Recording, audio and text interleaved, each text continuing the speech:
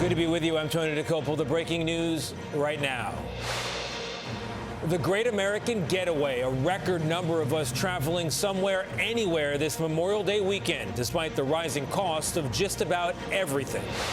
Is produce a little bit of blood, coughing up some blood. And what we now know about the death of NASCAR champion Kyle Busch, the newly released 911 call and what it reveals. Chaos tonight outside a North Carolina courthouse after a disagreement inside. A woman allegedly gets her gun and opens fire on two attorneys. The new UFO footage, a fresh release from the government's top secret files, what a National Guardsman shot down over Lake Huron. And up from the ashes, a lost treasure found in California. Steve Hartman tonight on the road and in the classroom as well.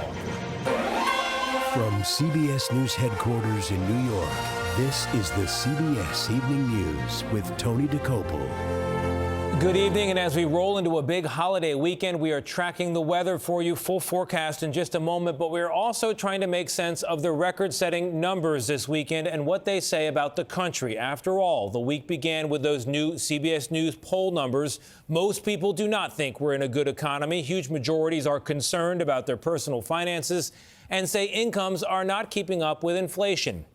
And yet, a never-before-seen number of people are expected to travel this weekend ahead of a summer showing no signs of a slowdown. Our senior transportation correspondent, Chris Van Cleve, has more now on the mysteries. Chris, good evening. Tony, today is expected to be the busiest day of this holiday when it comes to travel for American Airlines. That means about 7,000 flights, including this one headed to Rome here in Dallas. It's a plane taking off about every 90 seconds. A potentially record-breaking Memorial Day weekend is on the move, even as repair work continues at New York's LaGuardia Airport from this runway closing sinkhole. In Dallas, check out this very long security line. The TSA expects to screen more than 18 million this weekend. It's surprisingly not as busy as I thought it would be. That's why we came a little earlier. American Airlines is planning for its busiest summer ever, flying 75 million people. That's 5 flights and 500 flyers taking off each minute. How much work goes into getting a plane off the gate on time like this one? It's a synchronized orchestra. Shannon Shepard and his team are working the ramp in Dallas. The pressure's on to get the bags and the customers where they're supposed to go when they're supposed to be there. Summer travel comes amid surging fuel prices that have sent airfares soaring. The average domestic round trip last week was up about 30% from last year. American Chief Operating Officer David Seymour. Have you seen any changes in customer behavior over the last 4, 6, 8 weeks? What I tell you is right now our forward-looking demand is still looking really good through the summer. So we haven't seen any tapering off of that demand. A record 39.1 million Americans are expected to drive this Memorial Day, and they're paying a lot more at the pump. Gas costing on average $4.55 a gallon, nearly $1.36 more than a year ago. The gas prices are going to be what they are. We need gas, and I'm not going to let it stop me from having a good time. And whether you're driving or flying, Monday will be very busy. But for the airlines, the busiest day of the summer, that won't come until about mid-July, Tony. All right, Chris, thank you very much. Meteorologist Rob Marciano joins us now. He's got a full forecast. Rob, rainy, cooler conditions for millions of us this weekend. Is that still right? Yeah, it's not great timing, Tony, but we shouldn't see too much more in the way of severe weather, though there is a watch out for Lubbock and much parts of the panhandle of Texas today. The more expansive watches are those flood alerts that are in for southeast Texas in through southwest Louisiana, and those go through Monday. That ground is already saturated. Ohio as well. You're seeing some rain move into your area. That will expand into a pretty solid shield into the northeast tomorrow for a wet Saturday into Sunday as well. Anywhere from 1 to 3 inches there, 3 to 6 inches down across the south, and that's where we'll probably see our flooding. But the northeast will be cool. Onshore winds will keep temperatures 5 to 15 degrees below average. Tomorrow's the coolest day. Some recovery Sunday and Monday, but the showers will hang around. You'll see record heat building into the Midwest, some Billings and Rapid City on Memorial Day Monday. That's where it will be dry. A front comes in through parts of Seattle, but unsettled weather continues in the Northeast on Memorial Day for parades and barbecues and services. Got to be nimble. Tony? All right, Rob, thank you very much. The world of racing is carrying a heavy heart into the weekend after the sudden death of NASCAR star Kyle Busch, who had been set to compete tonight at the Charlotte Motor Speedway. Instead, we're learning more about his illness. Here's Tom Hansen. I've got an individual that's shortness of breath, very hot, thinks she's going to pass out. This 911 call describes the medical emergency Kyle Busch was experiencing while he was reportedly in a racing simulator on Wednesday at the GM Charlotte Technical Center in Concord, North Carolina. And is producing a little bit of blood, coughing up some blood. Busch was transported to a Charlotte area hospital where he died the next day. It was just 11 days ago when Busch was heard on the radio telling his crew that he wanted to see a doctor right after a Cup Series race in Watkins Glen, New York. Can somebody try to find Phil Heisel? He's the Hendrick doctor guy. Tell him I need him after the race, please. I'm going to need a shot. There were reports that he was dealing with a sinus cold. A week after that incident, he said he still wasn't feeling 100%. You can kind of still hear it. I'm still not great, but the cough was pretty substantial last week. Busch, considered one of NASCAR's best drivers to ever compete in the sport, Kyle Busch wins at Dover, had just clinched his 69th win in the NASCAR Truck Series last weekend at the Dover Motor Speedway in Delaware. After the race, he gave a now haunting interview about why he still loved racing. Why do these moments never get old, Kyle? Because you never know when the last one is. NASCAR CEO Steve O'Donnell reflected on the man off the track. I watched him go from a teenager to a husband to a father. So, got to see a journey that truly saw someone who really represented our sport well. And Busch was scheduled to compete in the Coca-Cola 600 Series this weekend. The race is still on as planned for this Sunday, but Tony, they will pause to honor his memory. All right, Tom, thank you very much. In Raleigh, North Carolina today, a woman's civil case turned into a criminal one after police say she shot 2 lawyers outside the courthouse. Both rushed to the hospital.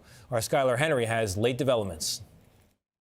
57-year-old Gwendolyn White was put in handcuffs just after she allegedly opened fire and shot 2 lawyers outside the Wake County Courthouse in Raleigh, North Carolina. The shooting happened in an alley near the courthouse after a hearing involving White and both lawyers. Police say something happened during the hearing that made White angry. The suspect in this case became belligerent in court. That court case ended.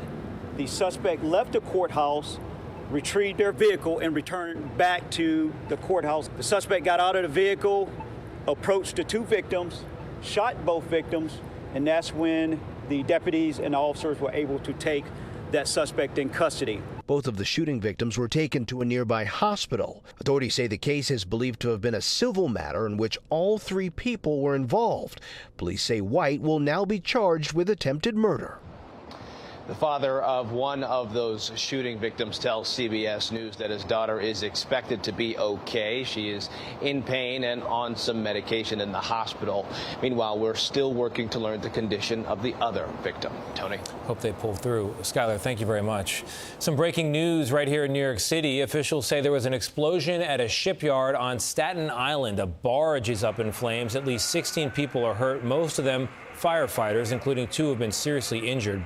There's no word yet on what caused this. Also breaking news out of Washington now, the Trump administration is preparing tonight for a fresh round of military strikes against Iran. That's according to sources with direct knowledge of the planning, though they say no final decision has been reached. And the other big news from the White House tonight, the president's national intelligence chief, Tulsi Gabbard, resigned. Our Weijia Zhang covering it all. As Director of National Intelligence, Tulsi Gabbard oversaw 18 agencies and organizations over the last year and a half, at a time during which President Trump launched military strikes in at least 7 countries. The only person who can determine what is and is not an imminent threat is the president. In a resignation letter, Gabbard revealed her husband is battling an extremely rare form of bone cancer, and I must step away from public service to be by his side. Gabbard is the 4th member of Trump's cabinet to depart during his 2nd term.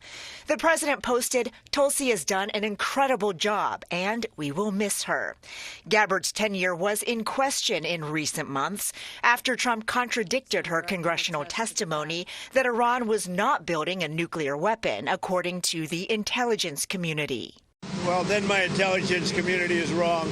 Who in the intelligence community said that? Your Director of National Intelligence, Tulsi Gabbard.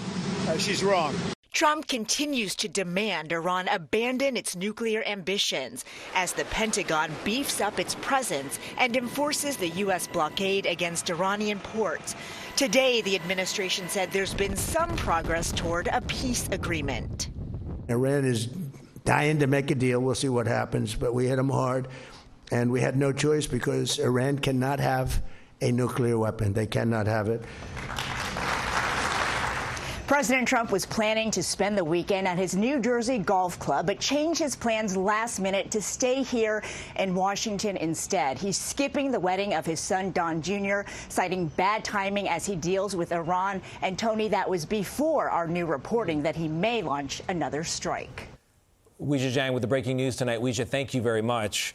The Pentagon on Friday released a new batch of UFO files, including a late 2025 account by a current senior intel officer reporting countless orange orbs swarming in all directions and other close encounters that left him, quote, virtually speechless.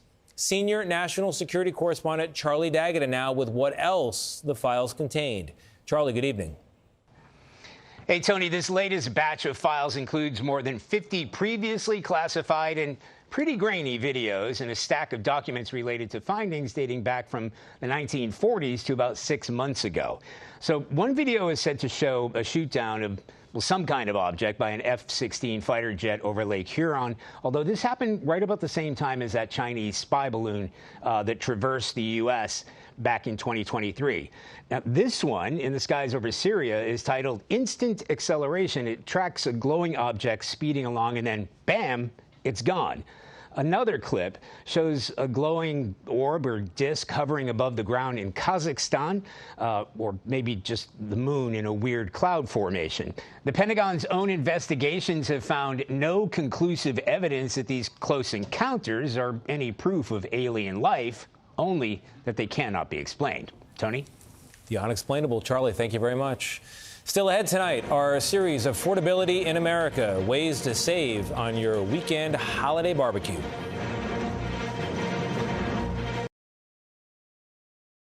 Millions are planning get-togethers with family and friends this weekend. High prices be damned. Well, tonight in our series Affordability in America, senior business and tech correspondent Jolene Kent has some last-minute tips on how to save some money.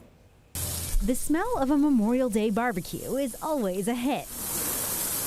But for many, the cost this year is not. Explain to me how $300 worth of groceries gets you basically nothing now. A new report analyzing the prices of some popular food brands found the total for a classic barbecue has increased by nearly 10%, almost triple last year's jump. Beef hot dogs are up more than 18%. Fresh ground beef has spiked nearly 15%. And barbecue sauce will cost you almost 12% more. All that has helped send consumer sentiment to a new record low in May.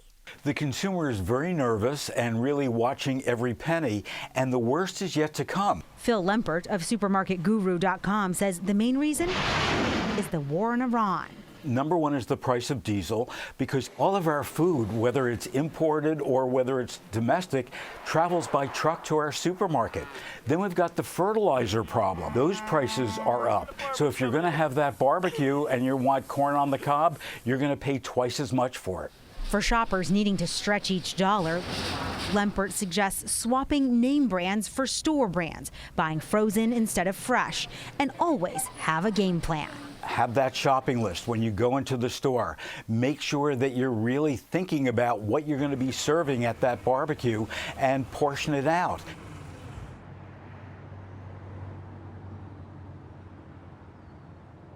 While overall retail spending remains healthy, that's really driven by higher gas prices. And as for what you can expect to pay for your groceries this summer, unfortunately, as long as the Strait of Hormuz is shut, those prices are expected to continue to go up. Tony. All right, Jolene, thank you very much. Still ahead, in the ashes of a wildfire, destruction in every direction, one thing turned up intact.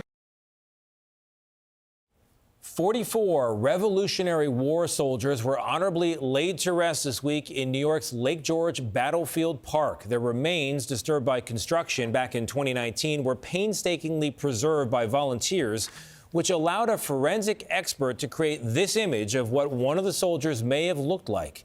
All 44 are believed to have died of disease after a failed invasion of Canada. An honorary degree caught our eye last week at Texas Tech. The school surprised Sadie, a service dog for graduate Michaela Muse, with her very own diploma. It's actually a rawhide bone with a little bow on it. I was just speechless, Muse told the school afterwards, adding, "I will never forget that." And spare a thank you tonight for Engine 85 of the Los Angeles Fire Department, assigned to the Sandy fire this week north of Los Angeles. They personally helped the Boyle family here. Their home destroyed, so much lost, but not this wedding ring. It was found by those firefighters of Engine 85, sifting through the ashes by hand until it surfaced. It's always the small things. Steve Hartman ahead on the road in a classroom where kindness isn't just for extra credit.